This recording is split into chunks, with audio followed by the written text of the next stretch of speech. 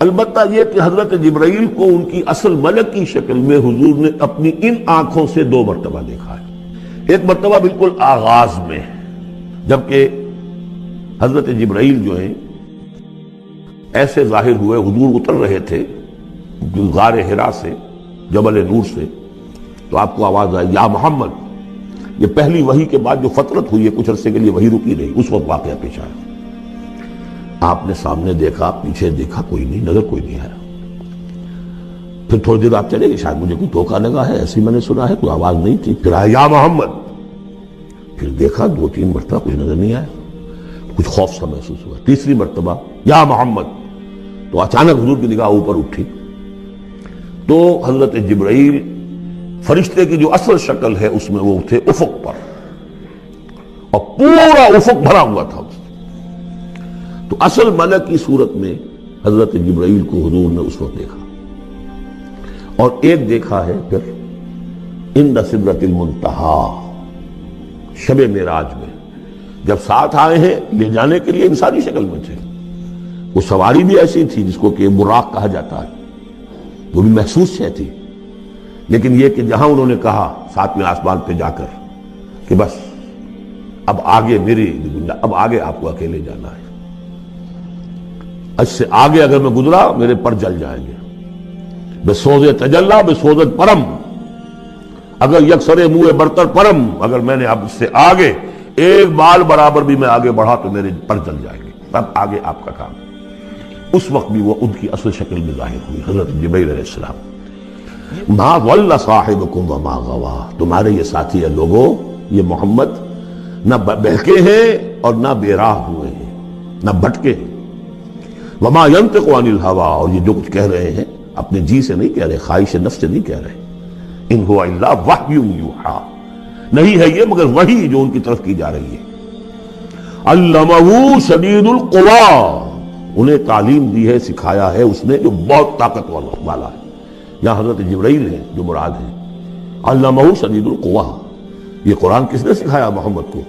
شدید القوی، ذو مرۃ، وہ بڑا زور آور ہے، فاستوی، وہ سیدھا ہوا، وہو بالافق الاعلی، اور افق اعلیٰ کے اوپر وہ محمد کو نظر آ رہا تھا صلی اللہ علیہ وسلم۔ ثم دنا فتدلی، پھر ذرا نیچے کو لٹکا، قریب آیا، فکان قاب قوسین او ادنی، اور پھر وہ اتنے قریب آ گیا کہ جیسے 2 کمانوں کا فاصلہ ہو یا اس سے بھی قریب۔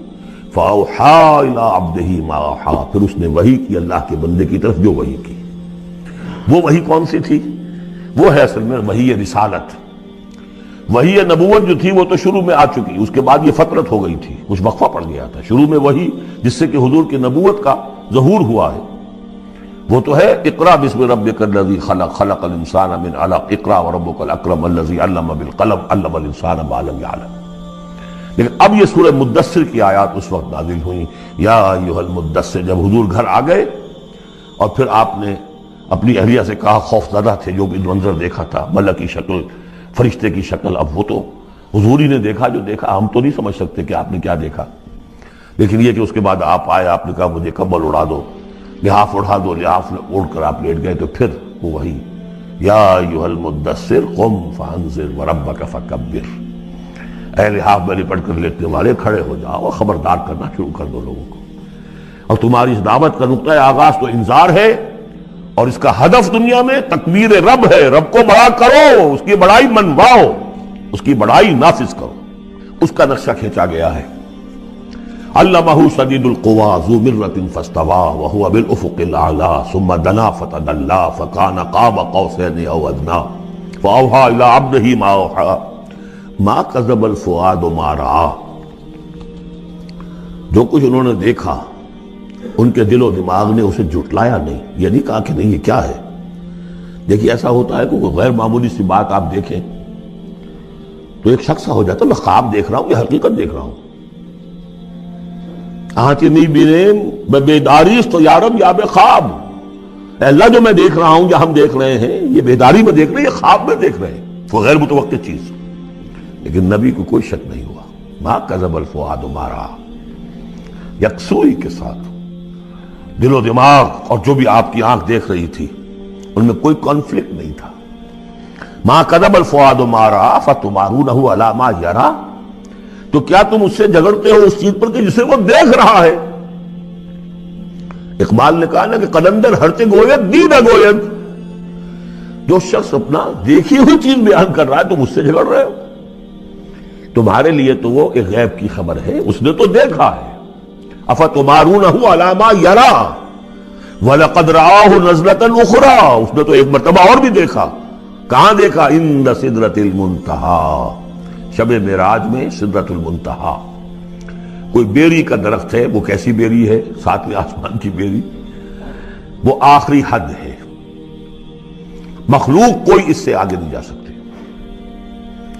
اس سدرۃ المنتہیٰ، منتہا نہایت، حد، جہاں کی حد ہو گئی، وہاں تک حضور پہنچے ہیں، سدرۃ المنتہیٰ تک. اندہا جنت الماوا، اور سب سے اونچی جو جنت ہوگی جنت الماوا، وہ اس کے قریب ہی ہے، وہ بھی ساتویں آسمان پر ہے. یہ تو درجہ بدرجہ ترقی ہوتی جائے گی نا. پہلی ضیافت جو ہے، پہلی نزول جو ہے، وہ تو اسی زمین پر ہو جائے گی. پھر جو ترقی ہوگی، اپنے اپنے مدارج، اپنے اپنے مراتب، اپنے اپنے مقامات، اپنے اپنے ایمان کی گہرائی، اپنے اپنے اعمال صالحہ، اپنا اپنا انفاق مال و جان، اس کے حوالے سے درجے ہوں گے. اندہا جنت الماوا اذ یغشی السدرۃ ما یغشی، جبکہ ڈھانپے ہوئے تھا اس بیری کو جو ڈھانپے ہوئے تھا. اب تمہیں کیا بتائیں کیا ڈھانپے ہوئے تھا، تم نہیں سمجھ سکتے. دیکھیے کس طریقے سے اذ یغشی السدرہ، کوئی انوار الہیہ کا کوئی ایسا نزول ہے وہاں جو زبان میں ادا نہیں ہو سکتا. کوئی الفاظ نہیں ہے کہ جو ان کی تعبیر کر سکے. اس پر انوار الہیہ کا کوئی نزول ہے. اذ یغشی السدرۃ ما یغشی، جبکہ چھایا ہوا تھا اس بیری کے اوپر جو چھایا ہوا تھا، جبکہ ڈھانپا ہوا تھا اس بیری کو جس نے ڈھانکا ہوا تھا. ما زاغ البصر وما طغی، نبی کی آنکھ اس وقت نہ کج ہوئی نہ حد سے بڑھی. یہ دو انتہائیں ہوتی ہیں. ایک تو یہ کہ آپ کسی انٹینس لائٹ کو فیس نہ کر سکے تو نگاہ ہٹائیں گے، آپ یہ جھپک لیں گے، فیس نہیں کر سکتے اگر آپ میں ہمت نہیں، استعداد نہیں ہے. نبی کا ظرف اتنا تھا کہ ان انوار الہیہ کا براہ راست مشاہدہ کیا ہے، اور نگاہ آپ کو ادھر ادھر کرنے کی ضرورت پیش نہیں آئی. لیکن طغا ایک حد ادب بھی ہوتا ہے جس سے آگے انسان کو نہیں جانا چاہیے. نگاہ جو ہے اس نے بے ادبی کی روش بھی اختیار نہ کی. علامہ اقبال نے، واقعہ یہ کہ اس آیت کو میں نے سمجھا علامہ اقبال کے ایک شعر سے، اور اکثر و بیشتر لوگ نہیں سمجھ سکے اس آیت کو. ذوق و شوق کے نام سے جو ان کی نظم ہے بال جبریل میں، وہ میرے نزدیک ان کے شاعرانہ جو ان کی استعداد ہے اس میں بلند ترین نظم ہے. وہ جہاں تک پیغام ان کا جو ہے امت مسلمہ کے لیے، اس کے لیے ابلیس کی مجلس شورا، وہ کلائمیکس ہے، اور وہ ہے بھی ان کے آخری زمانے کی نظم ہے. سن 36 میں انہوں نے کہی ہے. اس کے بعد تو بیماری اتنے رہے ہیں، بہت کم اشعار کہے. لیکن اس میں ذوق و شوق میں ایک شعر ہے: عین وصال میں مجھے حوصلہ نظر نہ تھا، عین وصال میں مجھے حوصلہ نظر نہ تھا، گرچہ بہانہ جو رہی میری نگاہ بے ادب. میری نگاہ بے ادب بہانہ تلاش کرتی رہی کہ میں مشاہدہ براہ راست کروں، حالانکہ عین وصال ہے اس وقت، لیکن یہ کہ میرے اندر حوصلہ نہ تھا کہ میں حسن کا براہ راست مشاہدہ کر سکوں. عین وصال میں مجھے حوصلہ نظر نہ تھا، گرچہ بہانہ جو رہی میری نگاہ بے ادب. یہاں ان دونوں چیزوں کے برعکس بات ہے جو اقبال اپنے بارے میں کہہ رہا ہے. میں تو بے ادب بھی ہوں، اور میں تو چاہتا تھا کسی طریقے سے حد ادب سے تجاوز کر کے دیکھوں، لیکن میرے اندر تو حوصلہ نہیں تھا. محمد میں وہ حوصلہ تھا، دیکھا ہے، براہ راست دیکھا ہے، نگاہ جما کر دیکھا ہے، لیکن ایک حد سے تجاوز نہیں کیا، حد ادب کے اندر رہے. ما زاغ البصر وما طغى لقد رأى من آیات ربہ الکبریٰ، دیکھا انہوں نے اپنے رب کی عظیم ترین آیات کو. اب وہاں جا کر جو مشاہدہ ہوا ہے وہ تو اللہ کی عظیم ترین آیات کا ہے. اور اسی سے در حقیقت دلیل ہے ام المومنین حضرت عائشہ صدیقہ رضی اللہ تعالی عنہ اور حضرت عمر رضی اللہ تعالی عنہ کا جو قول ہے. شب معراج میں بھی حضور نے اللہ کو نہیں دیکھا، اللہ کی عظیم ترین آیات کو دیکھا. جو تجلی تھی اس وقت اللہ کی. حضرت عائشہ صدیقہ کا کہنا تو یہ ہے کہ نور لا یرا، وہ نور ہے، دیکھے کیسا جا سکتا ہے. بہرحال وہاں بھی قرآن جو کہہ رہا ہے وہ یہ نہیں کہہ رہا ہے کہ اللہ کو دیکھا، نہیں. جیسے کہ وہ جو شب معراج میں پہلا سفر کا حصہ تھا زمینی، مسجد حرام سے مسجد اقصی تک، سبحان الذی اسری بعبدہ لیلا من المسجد الحرام الى المسجد الاقصی الذی بارکنا حولہ لنریہ من آیاتنا. وہاں پر بھی اللہ نے اپنی آیات کا مشاہدہ کرایا، لیکن وہ زمینی آیات ہیں اللہ کی، وہ برکات جو ہیں زمینی ہیں.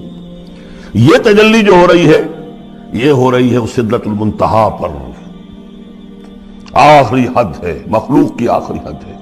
اس سے آگے کہیے حرم ہے، حریم ذات ہے اللہ کی، جس میں کسی غیر کا کوئی دخل ممکن نہیں. اس حد پر جا کر جو وہاں تجلیات باری تعالیٰ تھے ان کا مشاہدہ کیا.